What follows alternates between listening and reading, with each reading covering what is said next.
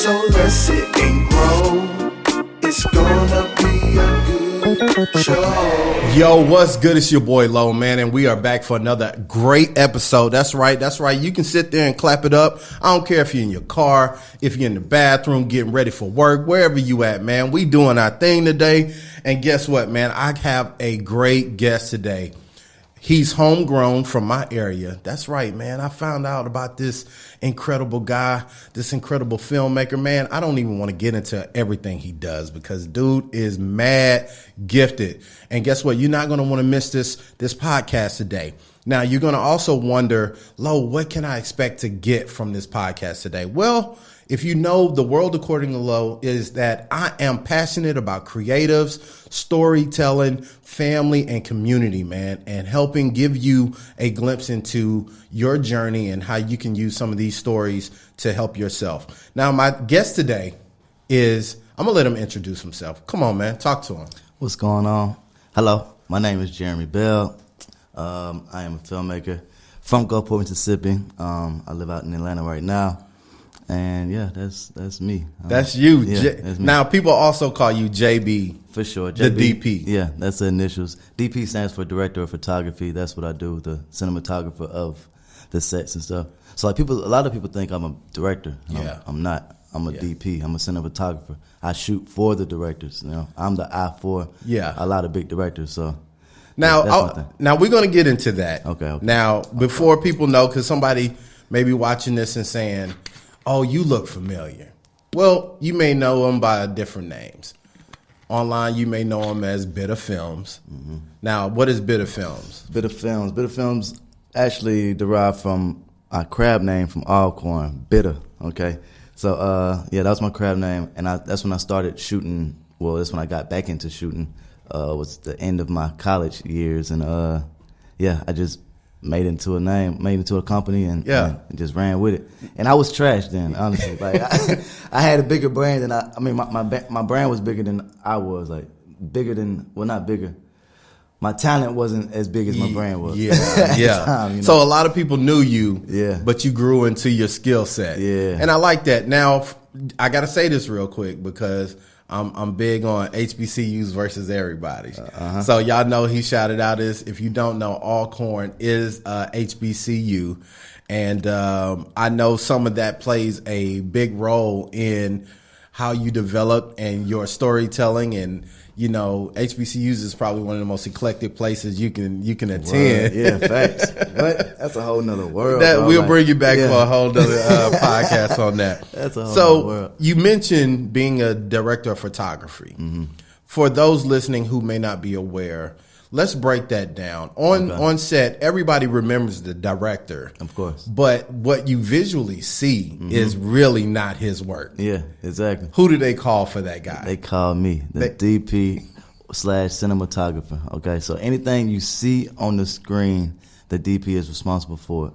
Okay, we're responsible for the framing of the shot, the lens. We choose the lens, we choose the framing, we choose the motion, the movement, the color, temperatures, the lighting in it, everything. So DP is pretty much the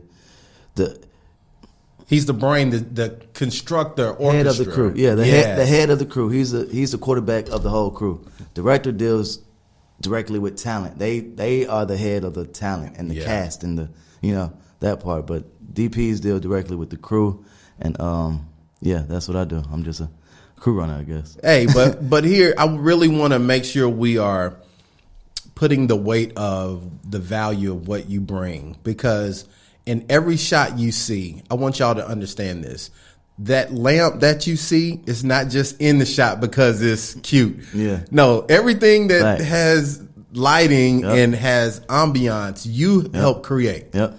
And then I'll emulate it too. So I'll put a lamp in the corner, but I still want to feel that lamp on the front of your face or the side of your face. Yeah. So I have another light here off camera, just emulating, and it feels like you're getting it from back there, but the whole time that's a whole nother light right here pushing that same source, so just to feel it. I just had a recent podcast with another filmmaker by the name of Anthony Williams, and he talks about color theory.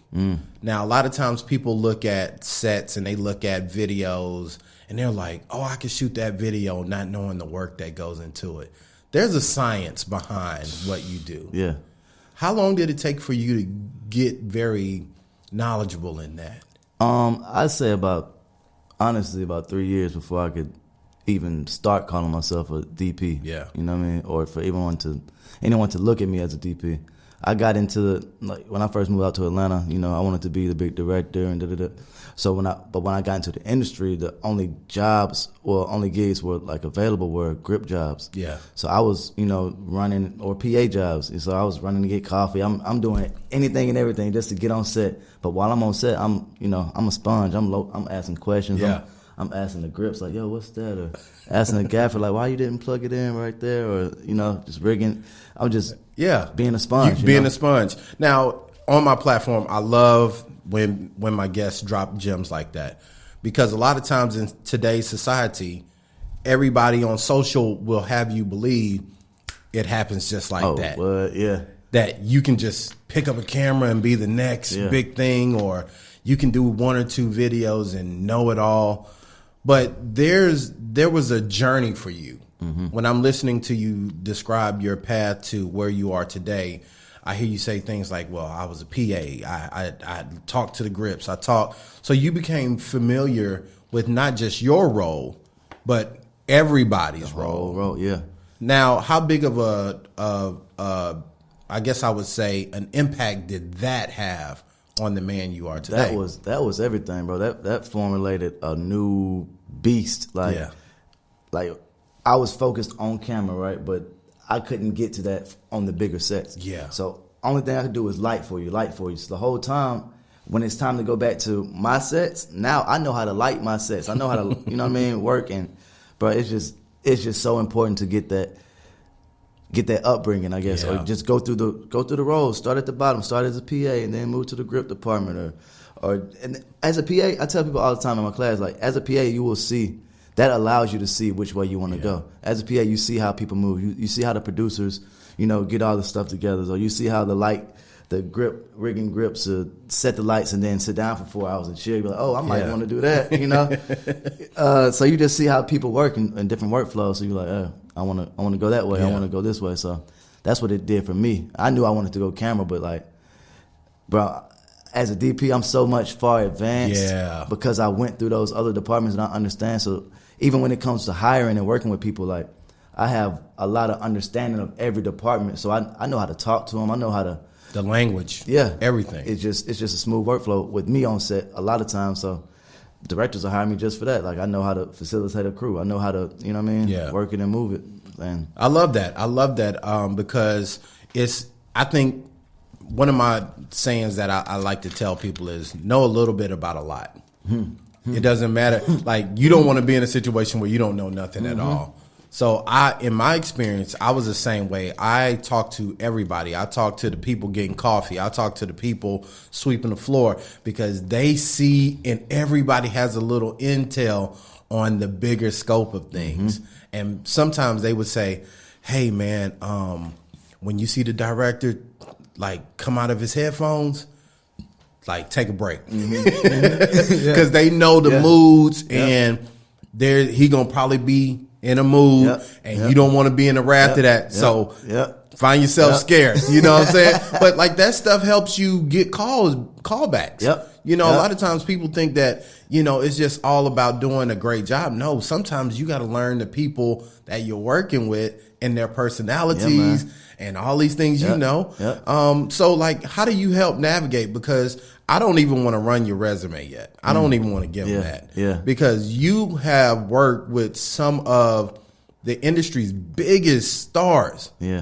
And I see you on some stuff, you be doing certain things, and on other sets, I be seeing you in like military go mode. Like, you know, hey, ain't no behind the scenes today. Like, if you catch me doing something cool, I'm focused. So like, how do you navigate balancing between the different vibes on sets? Man, it's a job, you know what I mean? And I tell people that all the time, because like, sets are so much fun, you know what I mean? Artists pull up, everyone's there having a great time except for the crew, or except for the ones that want this thing to, you know what I mean? They just concerned about getting those girls drunk and taking this shot, getting it turned up. Like, I'm like, look, I'm the only one here. This ain't fun for me, y'all. Yeah. Let's get it done. You know what I mean? But just having that mindset of this is a job and I want to do this for a long time, not just for a good time. You just, take things more serious, I guess.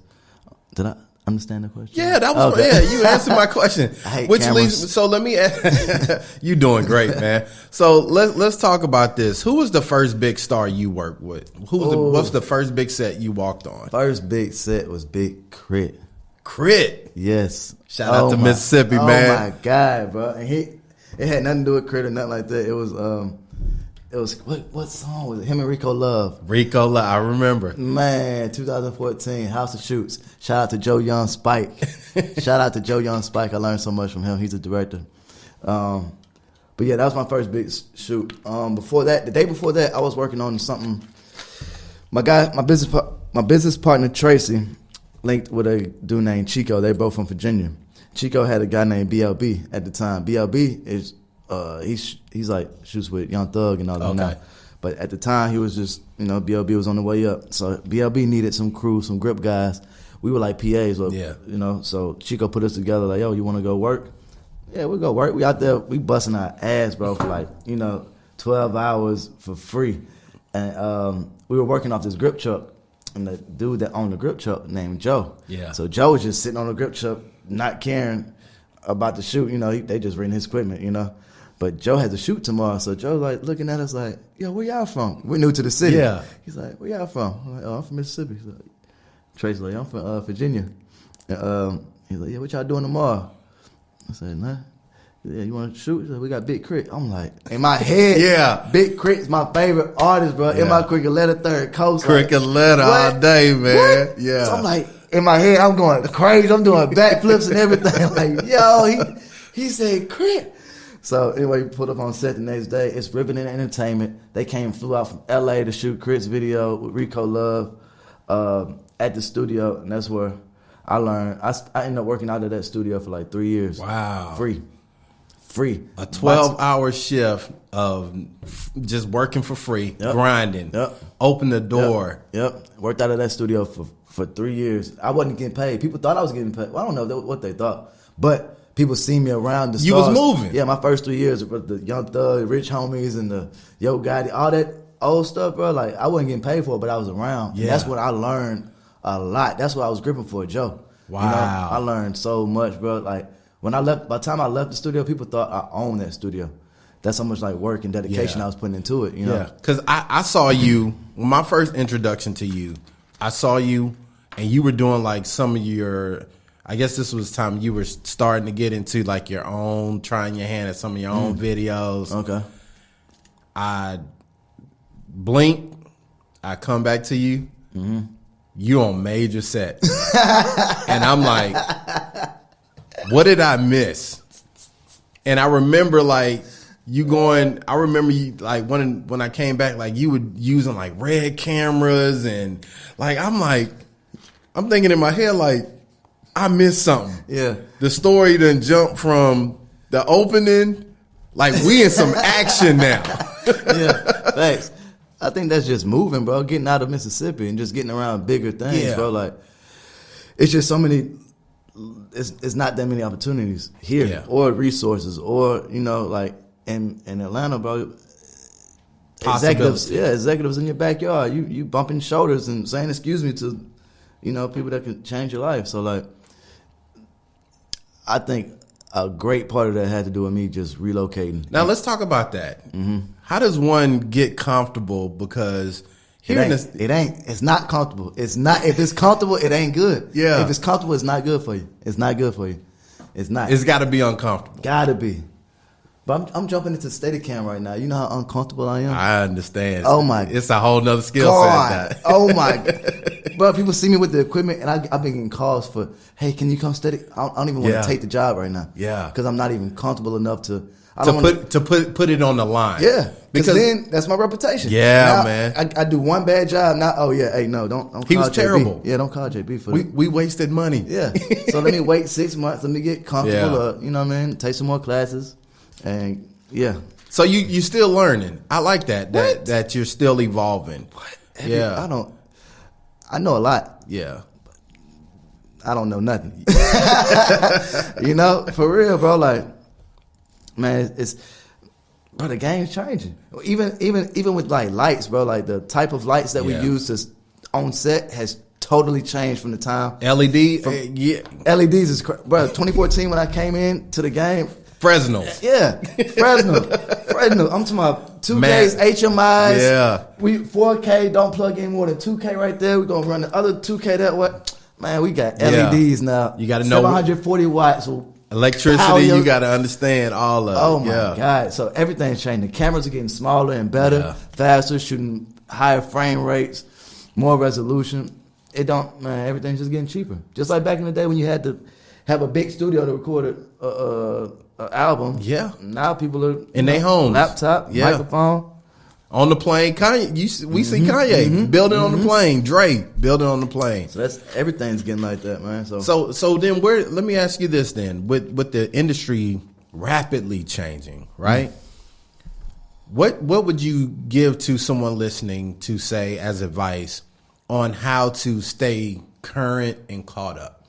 Because some of that, listening to the conversation so far, you have said that you got to be willing to be diverse. You have to be willing to do something and learn from all different jobs and people. But then things are also rapidly changing. So by the time you do learn something, it could be new. So what would you say to them? Man, just go at it with full force. Like it's never like 100%. This is how you do it, and it's because it's art. Yeah, we do art, bro. They can't teach you art. You can't teach me. I learned that. I went to Art Institute. After Alcorn. I went to Art Institute for like 3 months, bro. And like a lot of my classes were pulling up YouTube links and showing me different types of art, and I was like, emulations of other people. yeah. So I'm like, I can do this. yeah, send me that link. I'm about to dip, bro. So I dropped out like 2 months in Art Institute just because I knew they couldn't teach me art. Like I got my fundamentals, and I was like, all right, cool. You know, they can teach you what a line is. They teach you what an angle is. They can't teach you how to make a picture. No. You know what I mean? So I got my basics, and I'm with that because, you know, even with film school, I think what I learned from film school was that there are boundaries to things that most people can interpret. So that's like you and I. That's a good way to say it. We could shoot a movie that never ends, right? Mm-hmm. But how much of that would people who watch it truly understand? Like we could get it. Yeah. But the general public interpretation needs boundaries. Even in, let's say, storytelling, there has to be a limit that your villain or your superhero won't go past, right? Which is why we expect Superman. We know it's weird to see Superman kill. Yeah. He's not supposed to be able to kill. Yeah.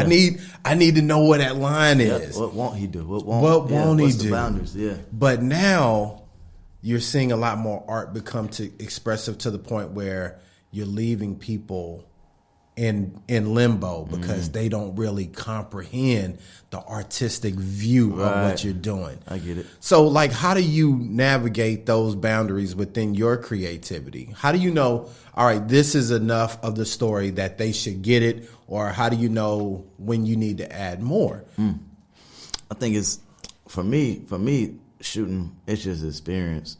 Like I've shot things and then, you know, let it go into post. I'm like, dang, I wish I should have. Maybe that didn't come off. You know what I mean? So like, really just critiquing your own work, going back and sometimes for me, if I could sit in with the editor and watch it, like, all right, and really just critique my shot, see if it's, you know, steady or just anything, framing of it, or, you know, seeing if I'm really telling the story within those frames I'm grabbing, you know. I think that critiquing yourself, watching your stuff, like, I know some DPs, they'll shoot and don't even care. Like, all right, cool, here's your footage, and you know, I'm going on about my business. Right. You know, but I think to really take anything to the next level, you got to look at it and see, analyze yourself. Like, all right, what did I do wrong, or what can I do better? You know what I mean? Yeah. What can I? Yeah. And speaking of critiquing, sometimes that critique comes from somebody else looking at your work and giving you feedback. Them comments. Yeah, man. we don't necessarily like that part of it unless it's praise. But you also play a role in a situation that allows people to come in, learn, and y'all critique them. Oh yeah. And the program is a Black Creative. Yep. So let's talk about that a little bit. How did you get involved with a Black Creative? Black Creative, shout out to Alex Walker out of Nashville, Tennessee. A Black Creative, Black Creative got involved with Kinship Works through a mutual friend, Spud, actually. I met her on set shooting a little kid video. And we just linked. She was cool. She was business-minded. And at the time, she didn't live in Atlanta. So she was like, yeah, I want to come down to Atlanta. And I was like, well, look, I might got some opportunities for you if you could, you know. Yeah. And she was dope. She was a creative, but she was everything I was missing as far as like the emails and just that organization. That, you know, man, bring women. If you want us to see, bring some women into your business. I swear to God. All day. Oh my God. So yeah, she was just a dope curator, and so working with our company, she just started her company. Like my company is Kinship Works, right? Yes. So kinship it derives from kinfolk, family. So it's all about South. It's all about kin. It's all about family. And like I'm from Mississippi, and I'm about my people. That's right? all day. So like even on. But every set I've worked, not every set, but like a lot of big sets I've worked, even corporate ones, they love the fact that I have an all-black crew. Yeah. All black, and it's all professional. Like y'all be working, bro. Yeah, man. Like, I'm impressed. I told you, I've been impressed. All black. Y'all go in a lot of different circles, and you never hear anything negative. Word. So, for you, I like me being on the outside looking in, I want to commend you on that. Thank you. And that's why, like I told you, it's an honor for me to have you here because, number one, you're from my area. And to me, we don't have enough of you. Like, there's not a lot of us. But we have a lot of creative. Mississippi, like, when you look at the creative people that come from here, man. Wow. Like, and the sad thing is that we all scatter. Like, you think about Kirby. You think about, like, all the people, like, I tell Darius Silas all the time, like, bro, the way we think from this state, I know we get a bad rap, man, but that don't have nothing to do with us. Like, we have always been phenomenal creatives. To watch you do what you're doing, and I want to, I hate to sound like Drink Champs, but give you your flowers, dog, because, thank you, bro. You know, I didn't see that. Like, you still don't really see that. We get a glimpse in the Tyler situation, but nobody is really showing a all black crew that's out here performing at the highest of levels, putting out product that is equal or surpassing to what Hollywood and LA is doing. But, you know, let's talk about this too. Atlanta is the new LA. Come on with it. We taking that. And Black Hollywood. And y'all poached a lot of work. Yeah. A lot of and we don't post it all, honestly. We ain't even y'all see the tip of the iceberg. I swear to God, bro. Like, I got like 4-5 videos right now I have not posted. It's dropped. I got an Enchanting video that just dropped. I ain't post. T Grizzly. I ain't post. How you balancing it all, man? But I don't even care about it. It's like after you do it, like it's just like a job, bro. Yeah. Like you did it again. Another day at work. Another day at work, bro. You know. And so your company, what's the goal? You want to give more opportunities to more black filmmakers and creatives? For sure. I definitely want to open up the doors for black creatives. Bring us together, man. Because really, as a creator, bro, our art is bigger than us anyway. Yeah. You know what I mean? So like all the pride, you got to put it to the side and just collab. It's strength in numbers. Yeah. We're bigger together. And that's just be my whole thing is let's just put it together. It's enough money for everybody. And if we all cutting each other heads off of, this little check, then it ain't even Yeah. You know, we're gonna keep doing that forever. But if we come together and say, nah, we're not gonna, you know, like, nah, we ain't going for nothing under this. You know, That's the standard. Now, if somebody's listening and they say, "Hey, man, I'm excited. I'm a young creative. I want to work and learn from you." How can they do that? heck yeah, blackcreative.com/events. Right now, I got a class called Plug In with JB. We've been doing this about 2 years now. This is my 5th class, and it's a dope opportunity for you to come in, learn the game, learn set etiquette, the do's and don'ts, networking, how to maximize your budget, everything, just everything you need to know about sets. It's a 3-day workshop. I hosted it in Atlanta, Georgia. Yeah. And it's dope. My last class, honestly, it was during a little slow time, but the dope thing about it, I had 6 students from 6 different states. Wow. Yeah, none of them from Atlanta. Wow. New York, I think Philly, Texas, Florida. Yeah. Bruh, that's awesome. Yeah. Now, I don't want people to come with false expectations. You got to come ready to work. Oh, yeah. This ain't you getting ain't no doing a hangout. vlog for your YouTube. This ain't no pretty shit. Don't come clean. Come ready to work. Yeah, come ready to work. Come ready to learn. And because day 3 we throw you in there. I'm taking you on set. You coming on set with me. Woo. And yeah, you getting in there on day 3. That's lovely. Yeah, for sure. Real hands. I'm gonna give you instruction. So you give an instruction. You're giving like experience, and then you get some on the job training. Yep. And then I have a mentorship that happens after that. If you want to sign up for that, like a 3-month mentorship, where we just like continuing. Yeah, continue. So you're getting calls if I have an opportunity for PAs to come on set, you're the first one getting called to come on set. Any questions you got, you know. So really, I got like 2 or 3 students right now that's working with me heavy that I met last class. Wow. And I'm gonna say damn near my biggest assets right now is those 3 students that just learned the game, and now they're like, when I get a job, these are the ones I call. Yeah. These are the ones I'm paying, you know. Yeah. My class, I think they maybe pay like $600-$700 for my class, and they within maybe a month or 2, they probably triple that back in what I paid them to come work. Wow. You know. Now I want to say this because I want to really. I'm big on clarity, and I told you this earlier. I'm big on details. I want people to understand that when we were in school, Hollywood wasn't doing this. Like, they weren't opening no doors. You got to go through. They made you crawl through the mud to get any hope of an opportunity. To get close. Not even guaranteeing, just to even be considered. Yeah. Now you're taking people, educating them, doing what film school would do in 3 to 4 years.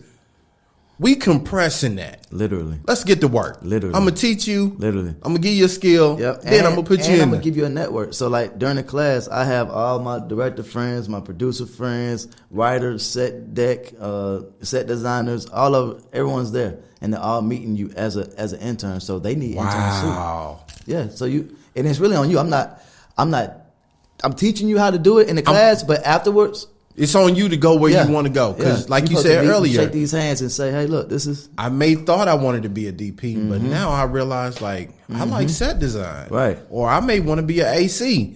I may want to just be a production supervisor. Exactly.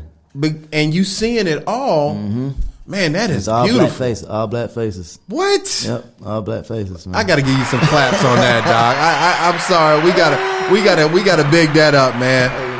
We gotta big that up. Hey, man. Shout out to y'all, man. Shout the team out, man. Yeah, for sure. Shout out to everybody. Oh my God, it's 2 minutes. Shout out to Tracy, the director. Shout out to Alex. Shout out to let's say. You good. Shout out to Josh. Shout out to Byro. Byro, my man, my right hand man, my AC. Been with me since I talk. Yeah. Byro know what's up. Larry. To James Crave, he's from the coast. James Floyd, he's from the coast. Shout out to the coast, he came to my last class. We've been linked in ever since. He's been doing dope. Shout out to everybody, man. Bro, everybody. Because I don't want to get you in trouble. Man. Oh my God, he loved everybody. Look, I'm telling you, he was. Oh my God, off camera, he was big and Big Ben. All y'all, bro. All y'all know what's up. Black creative, Kensha Works. I love it, man. I love it. Now, man, this is truly amazing. And I know what's today's date, because I want to say by the end of this year, we need to make this program. We need to really make this program as big as we can, because there's our industry. There's more money now in video and everybody can eat. And it's not just people on the camera that we need. I tell people all the time, they're like, man, I want to get into filmmaking. Okay, we can do that, but it's a big spectrum. Like you don't have to be on a camera to be in it. I got a homegirl that is a set designer that be in same rooms as all the big names, and she just there to make sure the stuff looks pretty. She'll pick a couch out. Oh, what's the color scheme? Let's make this fire with this color and put this tree and this. And I'm like, it's too many avenues, bro. It's a lot of avenues. You don't have to pick up a camera. You don't have to know a camera to get into the film industry. Like, if you like construction, what? If you're an electrician, what? It's plenty of opportunities. Real talk. And that's y'all crazy. Introducing them to all of it. That is beautiful, man. I think we just got to be introduced. Like that's the thing about the industry. Like it's not somewhere you can go to sign up for. It's not someone, you know what I mean? It's not a program for that. So it's something you really have to be introduced to. Like this is just a network you have to be introduced and brought in. So that's what my whole program is for. Like, I love it. If you want in, come on in, and we're gonna get you right. Now this is the portion of the show where I'm gonna ask you some questions.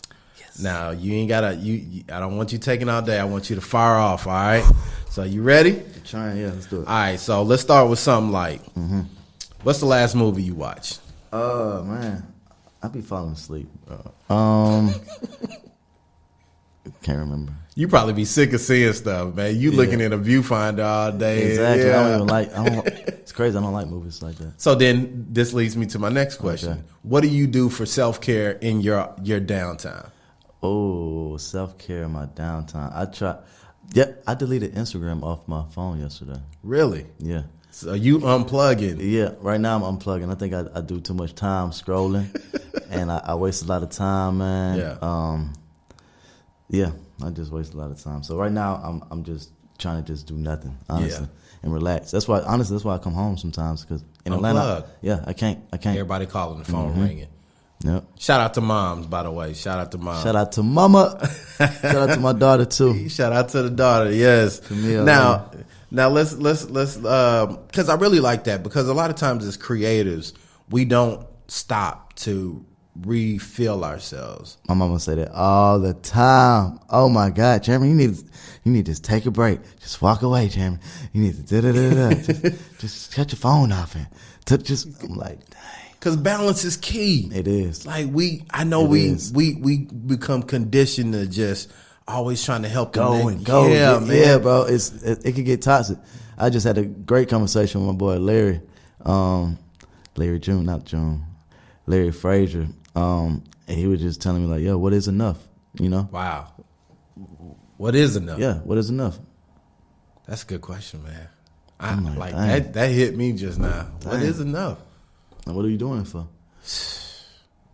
For us or for what purpose? you I don't know, man. That's a good question. He said, ain't no such thing as a clean billion. That is true, man. That is true. Say what you need $1 billion for. For what? Just to say you have it? That's a. So what you doing it for, man? Look at Kanye. And I just said this because to me, and it's so cliche to say this, but when we say I miss the old Kanye, really I think what we are saying is we miss seeing someone grinding for what your dreams are meant. Yeah. And Kanye has had elaborate dreams. So to see him go from hustling to achieving, but now that he's obtained, you got the fashion, you got the money, and now it's sacrificed at what cost? Your family? You see, what is enough? Yeah, what is enough?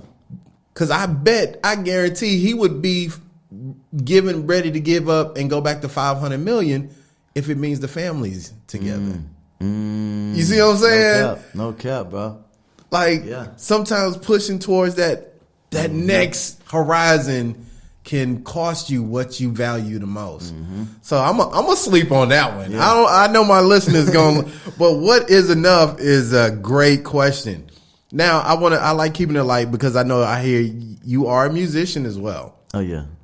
So Kinda. what's the most played song in your playlist? What's your go-to track, dog? Right now, I'm listening to Big Crit and his old tape. It's Better This Way. Oh, I'm pulling up. You in the to that. crates. Yeah. I'm on that one right now. The one with the DeLorean and Son. Yeah. Shout out to Mississippi rappers, man. Made me through. Wait, I ain't gonna call them rappers. Mississippi artists. That's the name of it. Got me through. Yeah, because he grooming. And matter of fact, I love it because Crit and a lot of them boys are grooming the next generation. Vitamin C, a lot of those rappers coming up. Mac Dev and a lot of them that are coming up in the folds, man, because you can't. I miss the old Crit too. And hey, Just saying, hey, man. I bring you back for a whole nother conversation on that, dog. I bring you back on a whole nother conversation on that. You know, Crizzle, what it do, man? Yeah, man. But you can't big up Crit without bigging up David Banner, man, because Banner That's a fact. Banner paved the way, man. Just and I personally can't say Crit without saying shout out to Tito Lopez, 228 GPT for life. Hey, for sure. There you go. Coach got heat too, man. Nah, for sure. Sure. So you unplugged from IG, man. But tell people where they can hook up with you at, where they can find you. I guess IG. It's still on my iPad, so I'm using it as a business. As a business, you just so not. The phone be in your hand, you just reflexes. I agree, man. The reflexes, you'll find yourself in another app just from muscle memory. Right, bro. Like I'll pick up my phone to call somebody. When I pick it up, I go straight to Instagram, and I'm 4 minutes in. I'm like, dang, let me call. Yeah. I'm tired of it. I'm tired of Instagram. Y'all, I don't know what y'all do. It's the algorithms, man. I tell people all day, anything you see on the internet now is analysis. So I got a partner that does nothing but study trends and like logistics of numbers. So like Apple gives you a glimpse into it with what they call screen time. Yep. The fact that they can chart your screen time. That's why I deleted my Instagram, bro. I was like 2.5 hours to 3 hours a day on Instagram, social media. I could have read a book. I could have went and took unplugged, took a walk, work, just relax. Yeah. Bruh, I'm guilty. A day. And he explained that to me like, we're able to give you that information because we're studying how you use your time, bruh. And when you think about the time that you give away and waste, it changes your mindset. And I'm like, dang, I ain't even ingesting anything that's making me better. Nothing. It's just dumbing me down and making me stay still. My mom was talking about this the other day. Like, my dad be scrolling, but you scroll, and out of 100 posts, you might get 2 of them that might have been helpful to you. You know, all the rest is just information you don't need to know. People lying anyway. 98% of it is fabrication. And then it subconsciously influence you to do these other things. I'm like, that's why honestly, like when I don't follow people, it's not because I just don't want to mess with you. It's you might be too dope, and I might like you, and I might start moving different. Like I don't even need your influence on me.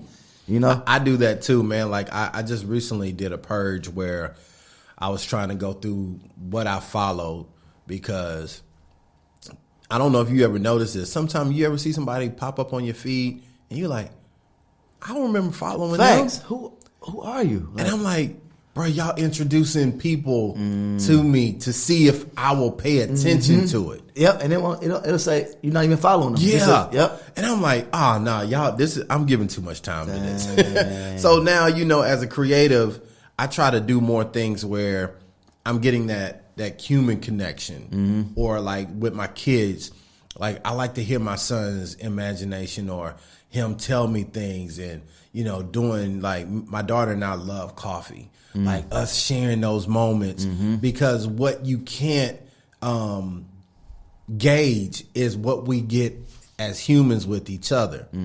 See, ain't nobody you can't put this in no chart. You don't know how, like you can't tell me how good I feel about sitting down and having a conversation with you. This is us. That's real. What we doing right here. Can't nobody else get it. Crazy. That's what Kanye just said. You seen what he said about the STEM player? Yes. He's like, yeah, we won. We won. Can't count me no more. Like he's like, what?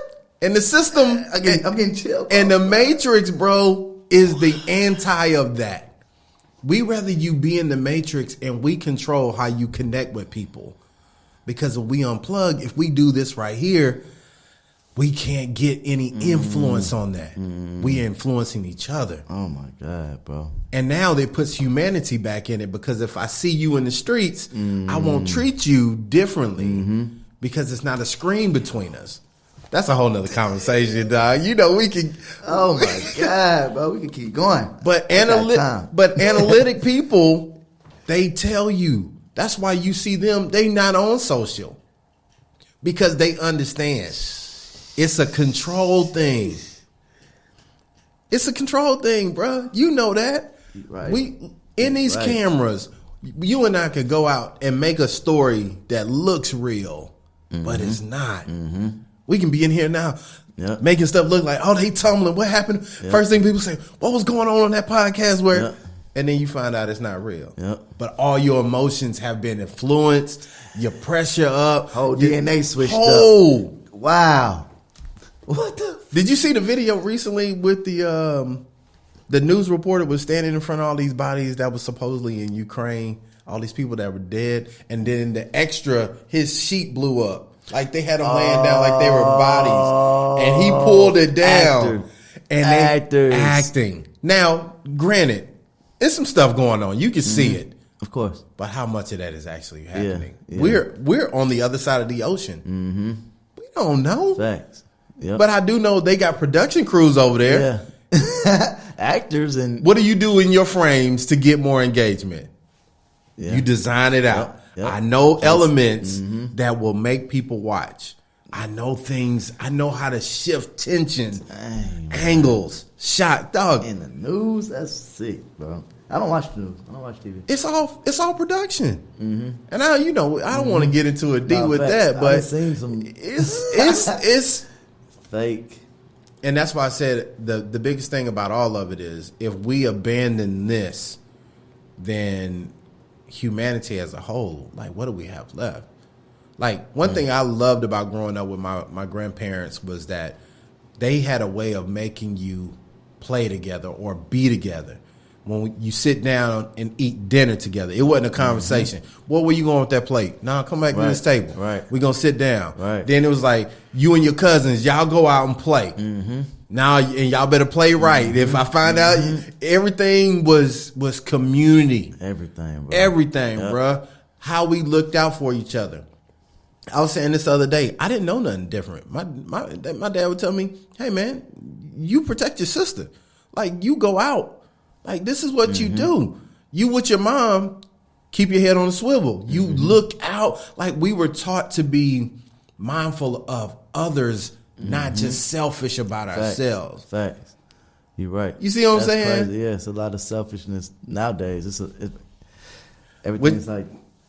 It's inward. Yeah. We first look very inward. Very inward. Bro. And I only care about you if it serves my inner interest. Which is why I love what you're doing with the film situation, because you are looking outward first. You could be good. You're like, man, I'm working. But no, let me stop. Let me put some energy into something that serves a greater good for the body of people, not just for me. Heck yeah. And that's why I said we got to protect that. We got to nurture that. And we got to big that up on as many platforms as we can, because that's anti-matrix. Hell yeah. No, for real though. Damn. You're right. Because college is a facade. I worked in the college field as well. I look behind the curtain. College is a facade. We're going to present knowledge to you, yes. But do we really care about what comes after you walk across the stage? Right. Do we really want to see you become? No, they put you out there in hopes that one or two of you are talented enough to become somebody that's worthy of us selling to more people. But at the end of the day, you got to get it for yourself. You got to get it for yourself. Real talk. Real talk. But here you come, who says, hey, man, you don't actually need all of that, and you don't need to go in a bunch of debt. I want you to make an investment. Yes, things that cost still have value. I can't go get a diamond right now without just having something. I don't care even if I got to fly to a place that has diamond in the soil. I still got to buy a shovel. I still got to buy a flight. I got to get there. I still got to dig. Logistics. Even when I get it, I got to clean it up. I got to get it. You know what I'm saying? It's still going to cost. Anything of value still costs. And I want people to understand that when it comes to this class, that it's, yes, but if you are willing to do the work, if you're willing to see the value of what you get in return, because yes, just like the analogy of that diamond, once I get it in my grasp, the opportunities are now endless. For sure. You see what I mean? Yep. So don't come into it looking at, oh, I got to do this and I got to invest. No, you should be running to invest because you know, you hear it from the man himself. You're going to get an opportunity to go and become a real viable asset in this industry. I want to thank you, man, for coming on the podcast today. I could do this all day, man. This is great. For sure. Thank you. It's definitely an honor for me to have you on. Got me in front of the camera. Hey, man, you did. I told you it was going to be cool, man. Yeah, it's going to be great. Thank you. And once again, just shout out your socials one more time. Heck yeah. Follow me on Instagram at bitter_kinship. That's BIDD_kinship, KINSHIP. Yeah. I think that's my only social media. That's where you want them at, IG. Yeah. And then you can look up, you said earlier, at blackcreative.com / events. Events. For the class, April 8th through the 10th, coming up.